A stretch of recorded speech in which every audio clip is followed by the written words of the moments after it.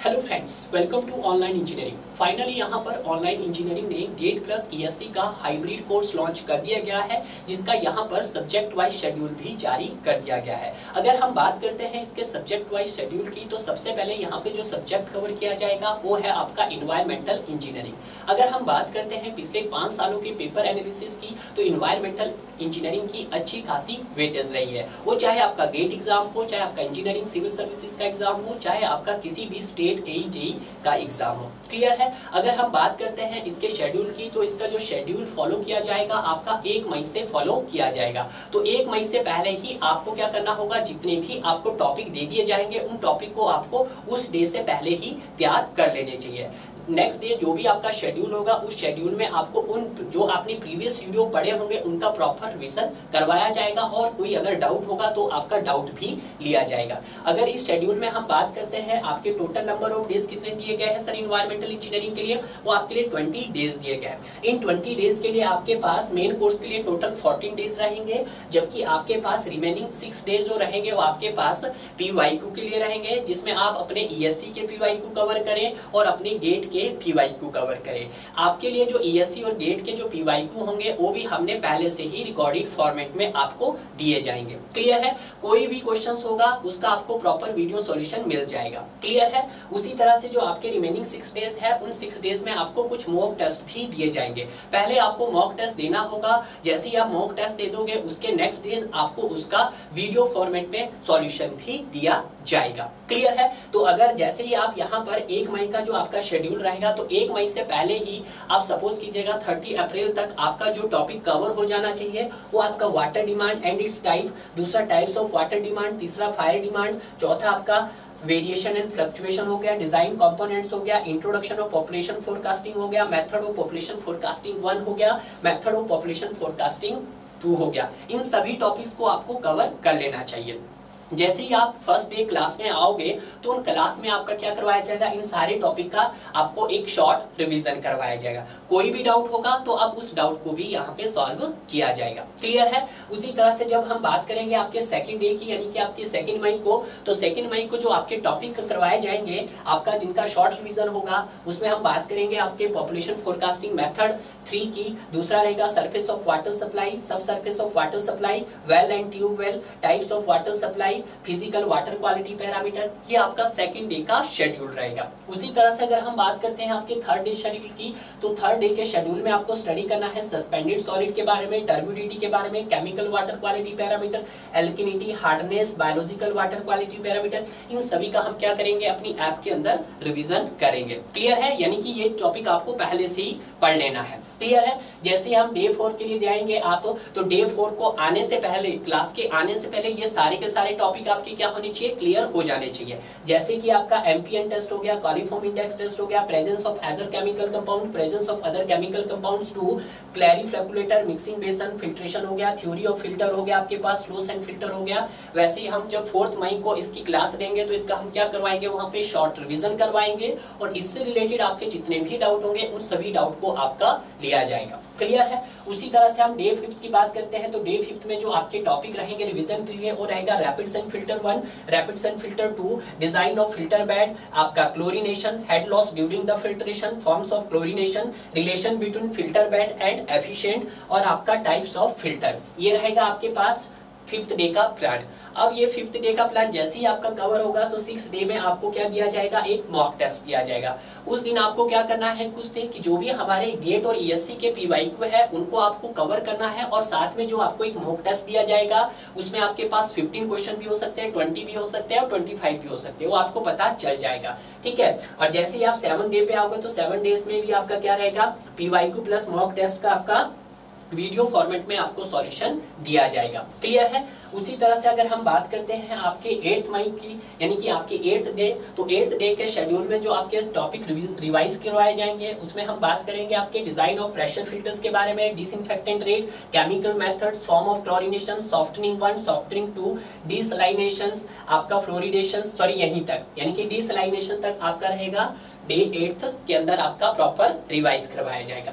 उसी तरह से अगर मैं बात करता हूँ आपके डे 9 की, तो डे 9 में आपको क्या करना है, fluoridation, defluoridation, distribution system, method of distribution system, appurtenances, storage capacity of distribution reservoir, analysis of pipe network और इंट्रोडक्शन ऑफ वेस्ट वाटर जो है आपका इंट्रोडक्टिव पार्ट, उसका भी यहाँ पर शॉर्ट रिवीजन करवाया जाएगा। क्लियर है। अगर आप इसका ड्यूरेशन देखो कि सर हमें कितना पढ़ना है, आपको कम से कम यहाँ पर 5 घंटे की स्टडी करनी है। अगर आपने हमारी 5 घंटे की वीडियो प्रॉपर तरीके से पढ़ ली होगी तो मुझे नहीं लगता यार कि जैसे ही हम इसकी रिवीजन करेंगे आपकी ऐप क्लास पर, वहां पे आपको कोई दिक्कत नहीं आएगी।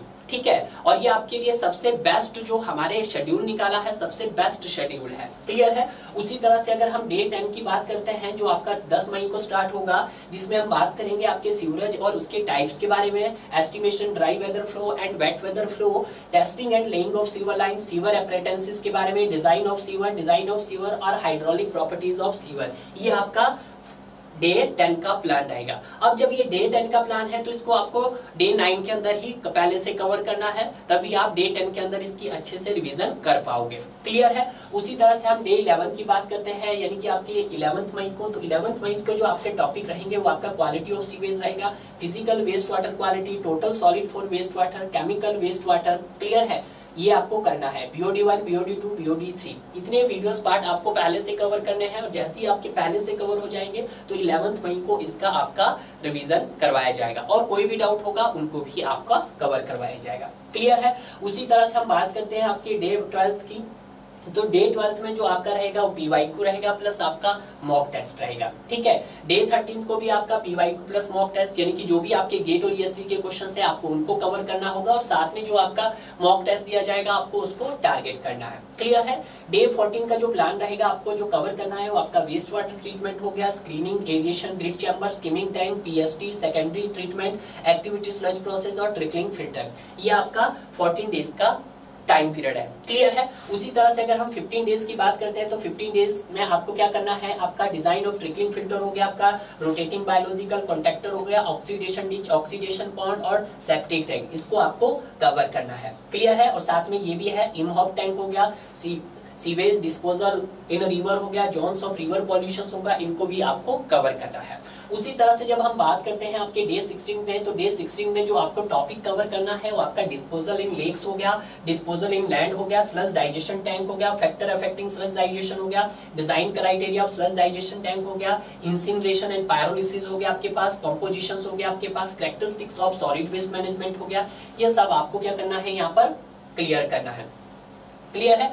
उसी तरह से अगर हम बात करते हैं आपके 17 डेज का प्लान, तो 17 डेज में आपको एयर पॉल्यूशन से रिलेटेड जितना भी टॉपिक है उसको कवर करना है, जिसमें आपको एयर पॉल्यूटेंट्स के बारे में जानना है, types of air pollutant, acid rain, green house gas और ओजोन के बारे में स्टडी करना है, पर्टिकुलेट्स कंट्रोल इक्विपमेंट्स हो गया, concentration unit of air pollutants हो गया, टाइप्स ऑफ लैप्स रेट हो गया, टाइप्स ऑफ प्लूम्स हो गया, इन सभी को आपको कवर करना है।